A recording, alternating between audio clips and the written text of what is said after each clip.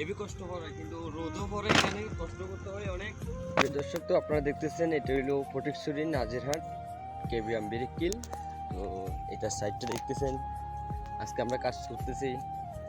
তো কাজের মাঝখানে আমরা এখন কত কষ্ট করতেছি, মিনিট করতেছি, এগুলো আপনাদেরকে এখন আমি দেখাবো সেটা। হ্যাঁ, যে আমি এখন কাজ করতেছি, কাজের ভিতরে যাইতেছি, তো সেটা আপনাদেরকে দেখাইতেছি। আর দেশে নেহারাতুর কত বুয়া ধোয়া মারতেছে, তার বুকের মায়ের লেখা আছে কেবি আম। দেখতেছেন এখানে গাড়ি, এখন কিন্তু মাল নাই, কদিন পরে মাল বেরিয়ে যাবে।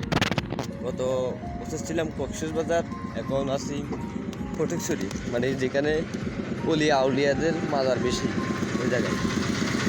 তো দেখতেছেন এখন আমরা কাজে চলে এসেছি।